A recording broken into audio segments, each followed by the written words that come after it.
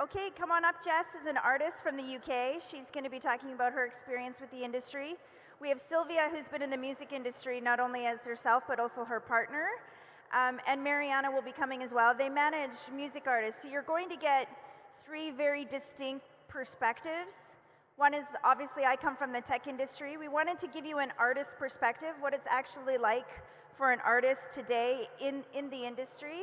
And then also Sylvia, who has been on the music side from everything from promotion to management, really in the, what we would say is the older part of the industry, to now joining us over here to the light side, from the dark side to the light side. So why don't we start? Mariana is on her way up. Here she is. Here's Mariana. Now we can get started. You know, when we were asked if we wanted to do this panel, we really just wanted to give an opportunity to talk about industries. For all of you, you probably come from specific industries that have lived in Web 2. They carry some good things, some other things that you'd like to change, to how do you bring them into these new innovations? What's that roadmap?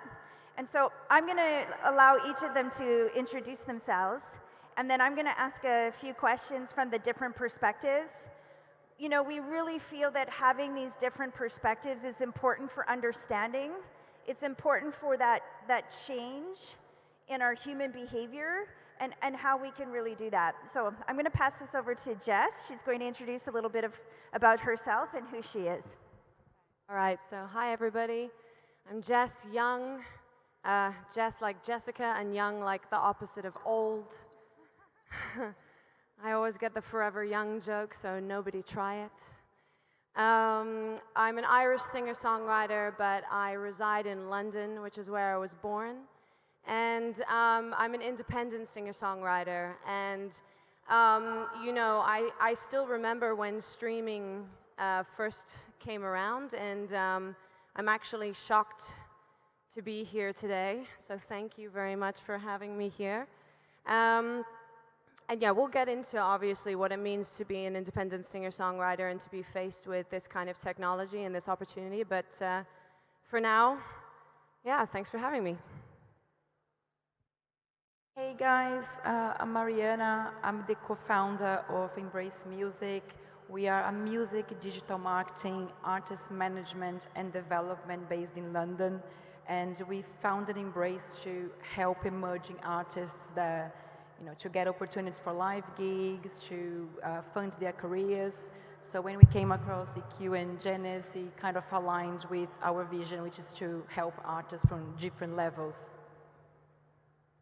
Hi, I'm Sylvia. I'm the co-founder of Embrace Music. We founded Embrace in the middle of a pandemic as a management company. We have since evolved a little bit and have kind of left the management to a side to now focus on EQ and this amazing platform, and to help, as Maddie said, you know, emerging artists, any artists in general. We do lots of activations in London. We do shows for up-and-coming artists that are unsigned.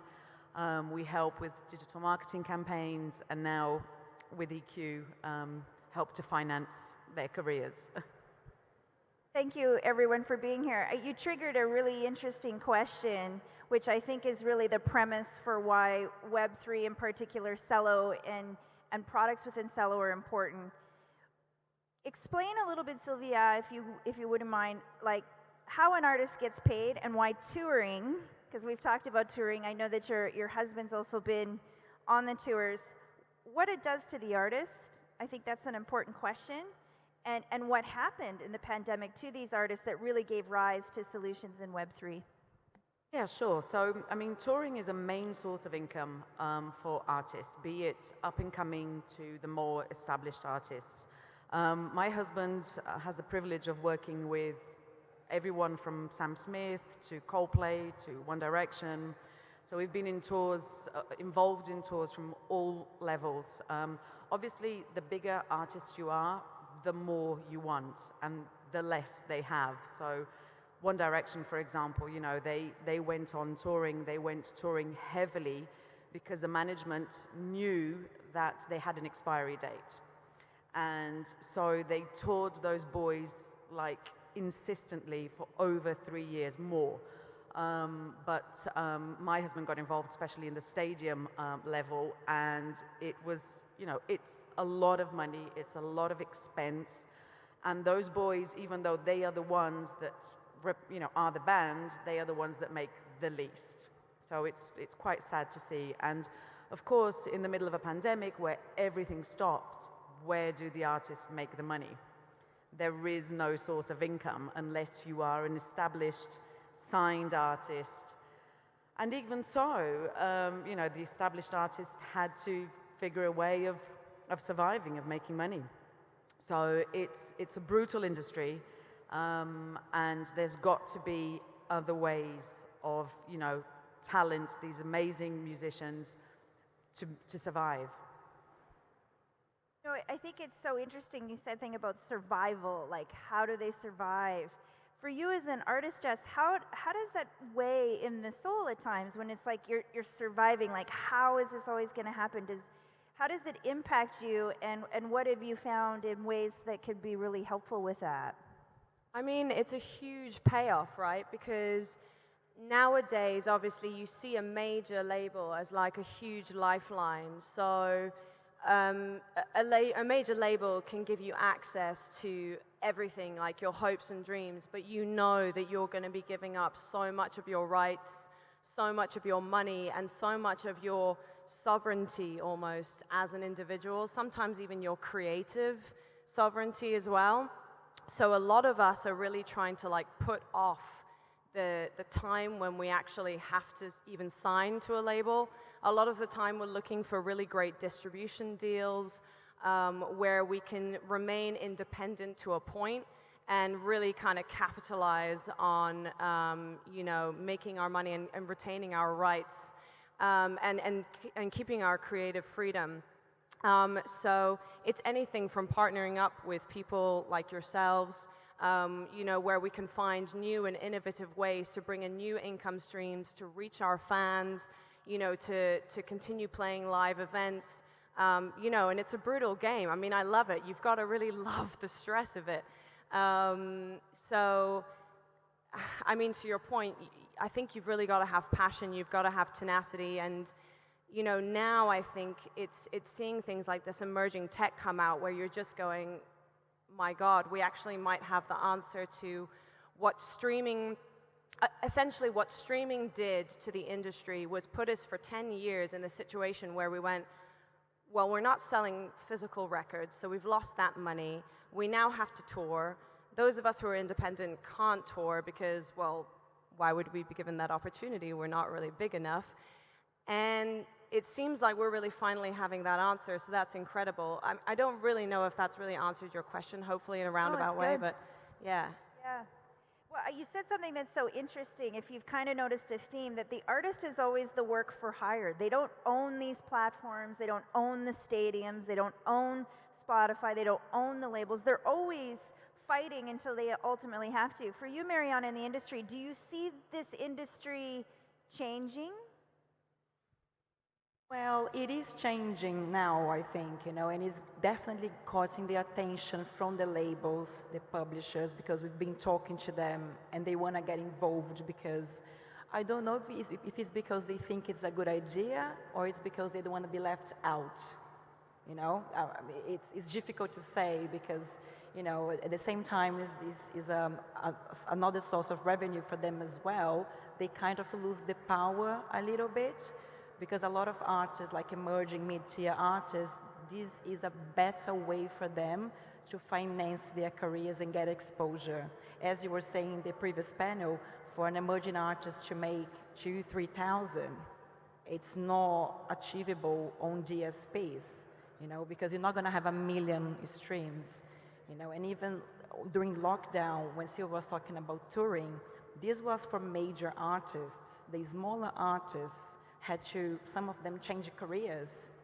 Literally, I know people from the music industry, they are like renovating vans now, and they left because they couldn't find an alternative to survive, right? So It's so interesting when you said about, again, Sylvia, we were talking about these boys, you know, these young guys, they're like, wow, we're One Direction.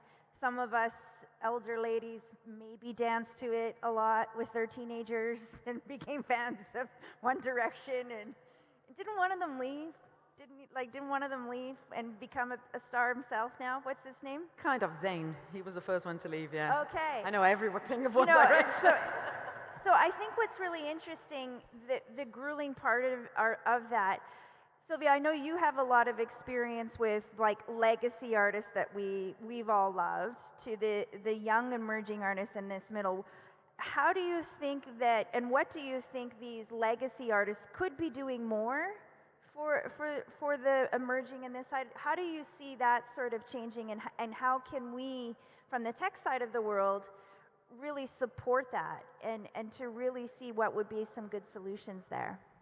Well, you know, there's some artists that do support the emerging, definitely. You know, people like, come to mind, Ed Sheeran. He's always supporting, you know, there's one, I think he's got a girl that's opening up for him. I think she's called Holly Humberstone. And she was busking in Brighton. And he kind of, you know, heard about her, went to check her out, and now she's literally opening for him. So there are some artists that definitely do help. Most of them, you know, Elton John, he supports Ed Sheeran, you know, he supports the emerging artists. How technology is going to affect, I think Maddie said it all, you know, the record companies, going back a little bit. So most artists' dreams is to have the record deal, right? But the record deal is nothing more than a loan, what you mentioned before. And we spoke to an Australian artist not long ago, and she had had her record deal through Virgin about 10 years ago. And her main kind of worry was that she still had a loan with Virgin, and she still had to pay them. And how was she going to pay them? You know, EQ, come in. This is how we can help you to pay that loan, you know. Obviously, with a platform like EQ, the artist has to be involved. We always say to the artist, it's about educating your fans. It's about, you know, you have to go out there. The same as releasing a song. When you release a song, you have to promote it. So dropping an NFT is the same thing. You're going to have to promote it. You're going to have to educate your fans.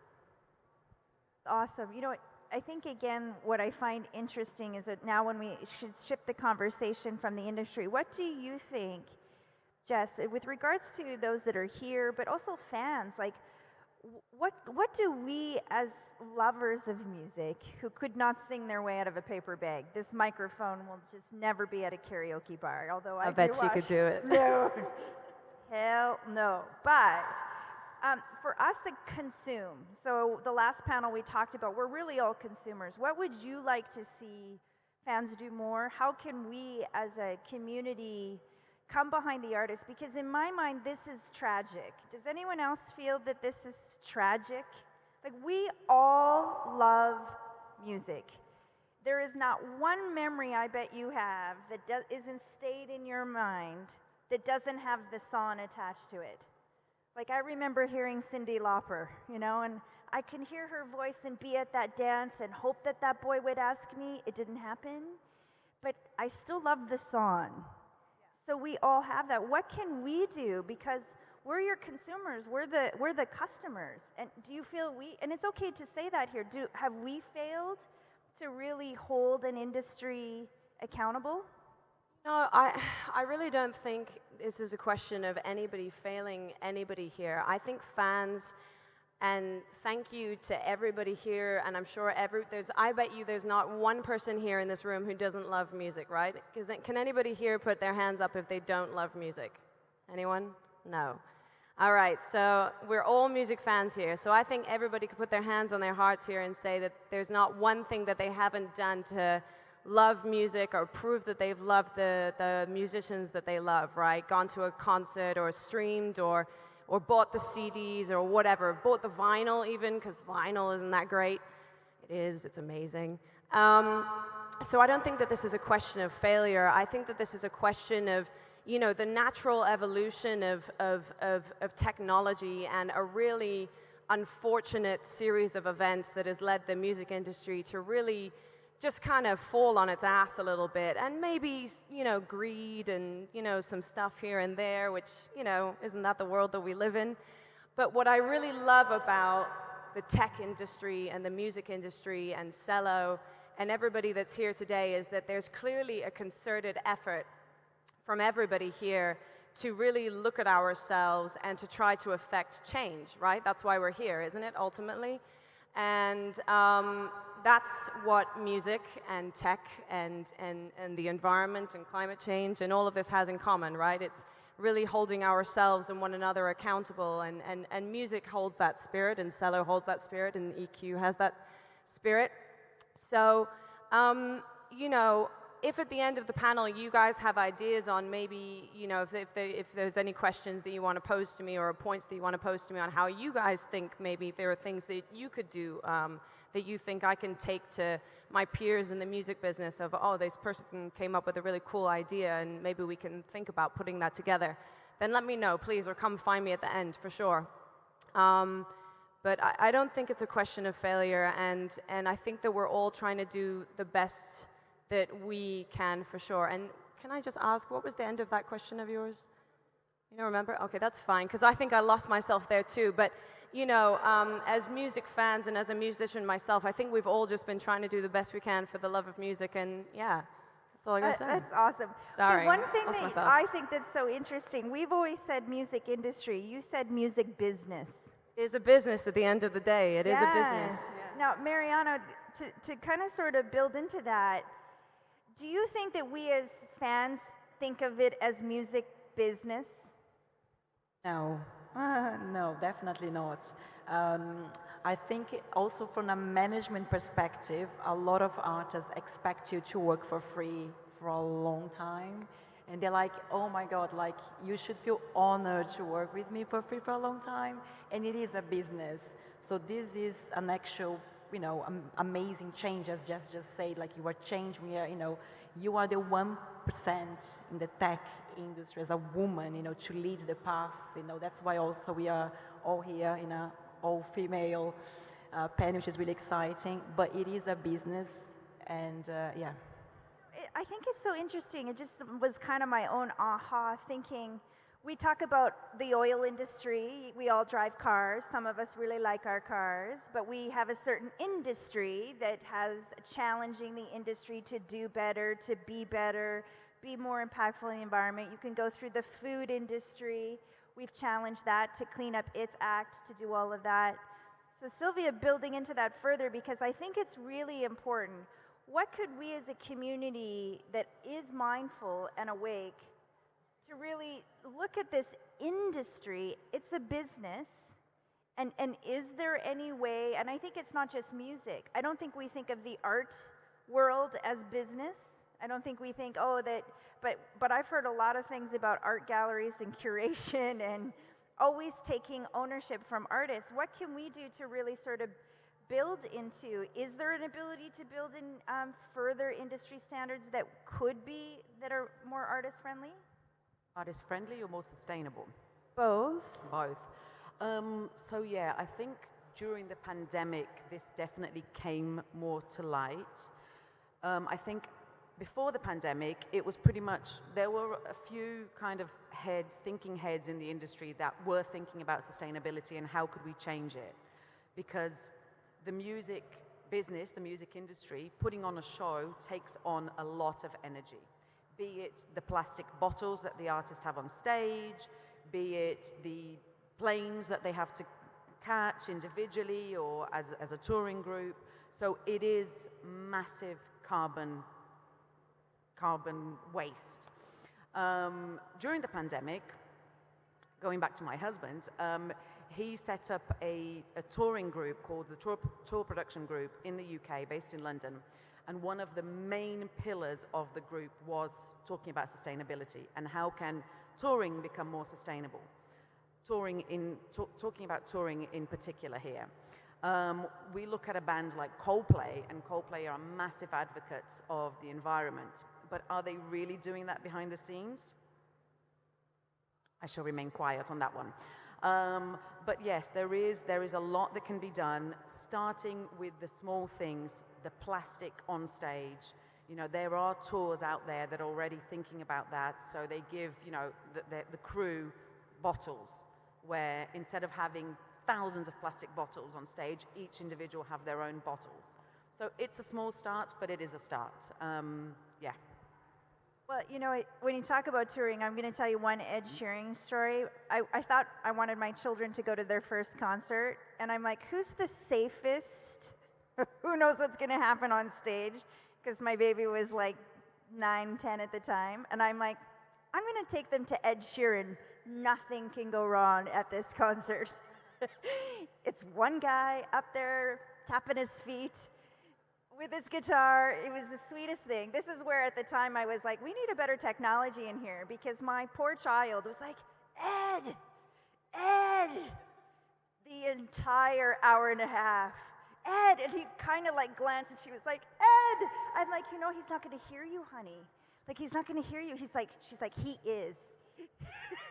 She's like, I'm going to marry him one day. And I'm like, okay.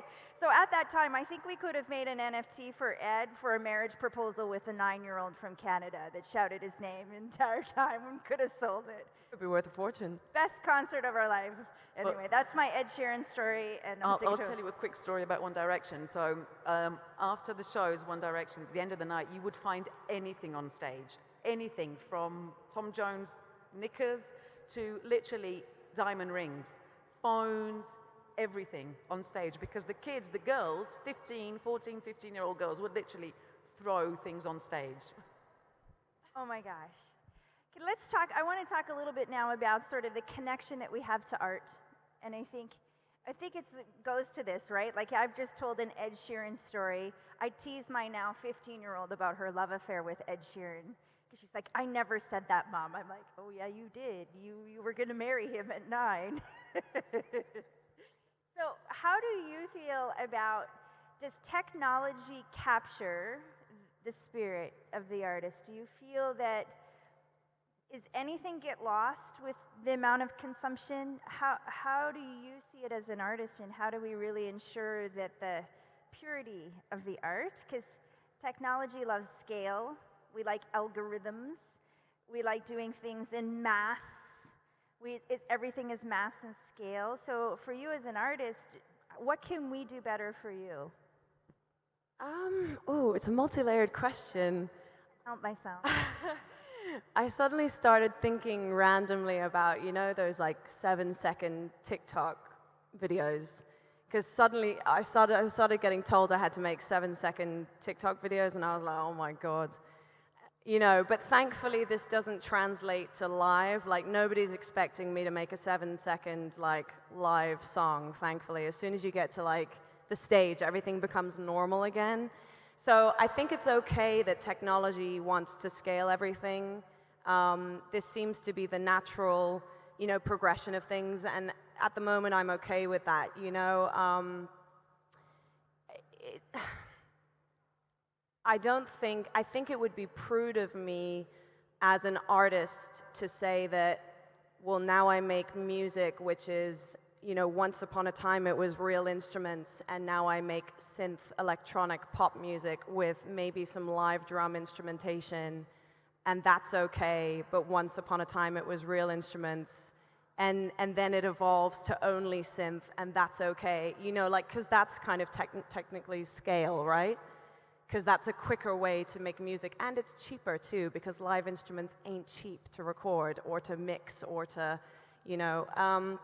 So that's in a way scaling the art of music with technology. So I think it would be wrong of me to apply that to my music because it's cheaper for me to make as an independent artist, but then to say that you can't do that with art, and then to say that a digital NFT, like a crazy, you know, the Desperate Ape Wives, which by the way I think are fabulous, to say that that can't be considered art. So I think art is really what you make of it and what you're willing to pay for it, right? And apparently that's, you know, these digital apes, and they're pretty cool. So hopefully that answers that question. Yes. Yeah, and was there another part to that question that you... Probably. I lost myself again, so sorry, but yeah. There we go. I'm thinking as I go, I'm like, oh yeah, I'd like to know all of those things, and then I get lost when you're talking because it's. I do like lead So people wonderful. down strange pathways, so I apologize, but that's my job, so there we go. So I'm going to now talk a little bit about also in industry. You know, as a woman this is my third tech company, I have noticed there's a lot more women at this conference. Yay. But that's, if you've been to other blockchain, crypto, tech conferences, it is a wasteland. The only thing that's awesome, has ever been awesome about the lack of diversity when it comes to gender has been the toilet. Because there's never a line at the girls' bathroom. I'm like, well, isn't this wonderful? There's not a line. It's the only thing that has been good about it. But you guys are women in the music industry. As a woman in the tech industry, I can still tell you that the stats at the end of last year, 1.1% of all venture capital money went to women. 1.1, it's the worst percentage in the last 5 years for diverse founders. That's 2021. 1.1% of all the money went to women and diverse founders. We just want to get that through.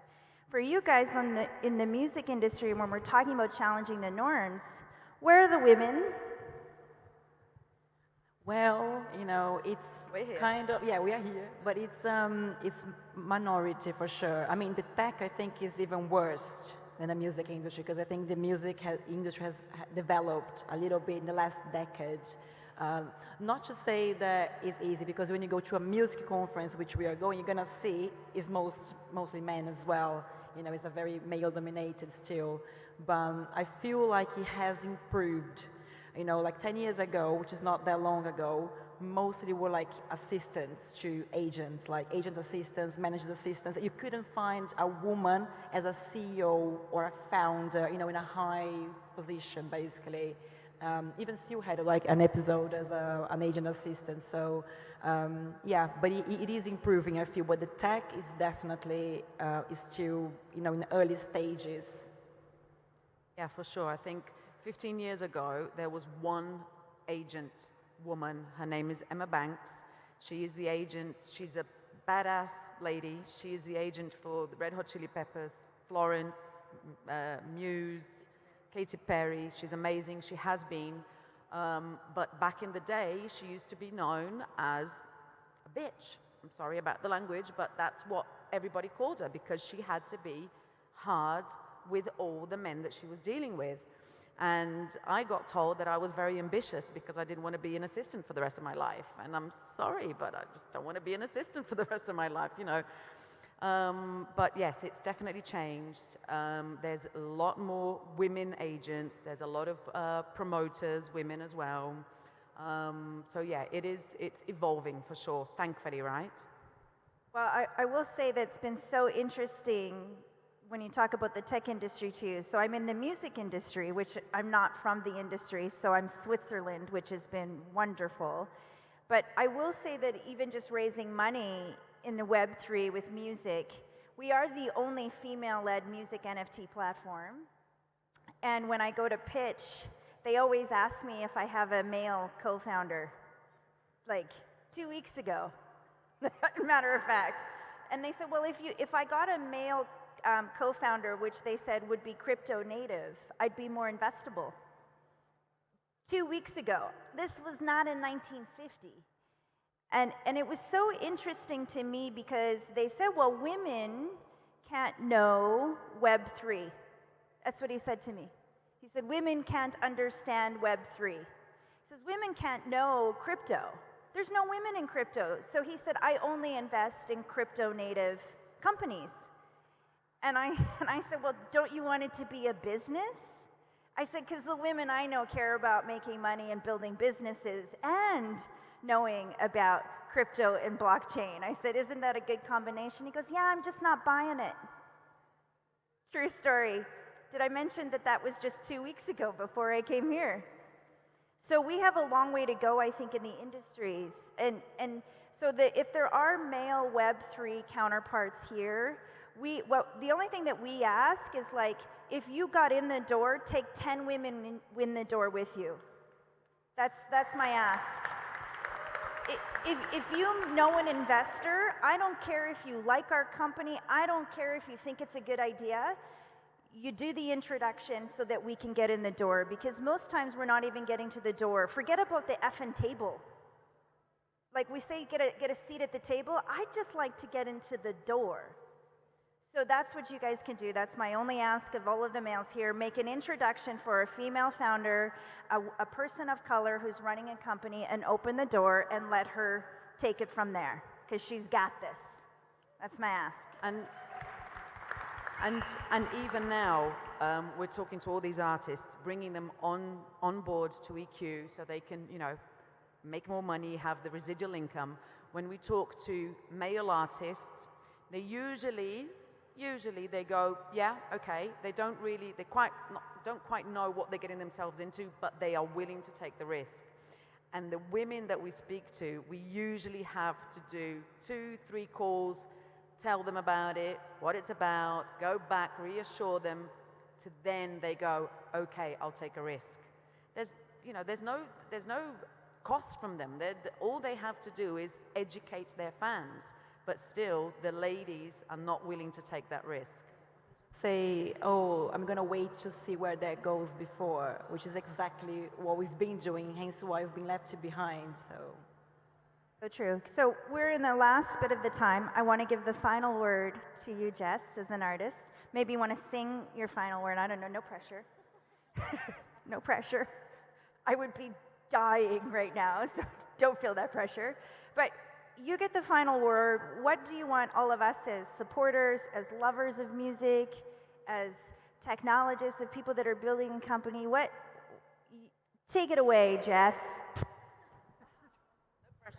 No pressure. I just think that this is a really, really cool opportunity for creators, and that means any damn creator that you are. So take the opportunity, please take it home, please tell people about it, please educate people about it, please share the opportunity with people who deserve to know what the opportunity is and how it works. And I'm really, really grateful for the opportunity to be here, so thank you very much. And I don't really want to plug myself. Well, I will. I think she may be performing later, and she will be having an NFT on EQ. So again, if you haven't gone to EQ, drops are all starting tomorrow. Support our artists. We are about 90% of our artists are women and people of color. That's who EQ backs. So if you are a woman, if you're a person of color, come see us. Thank you.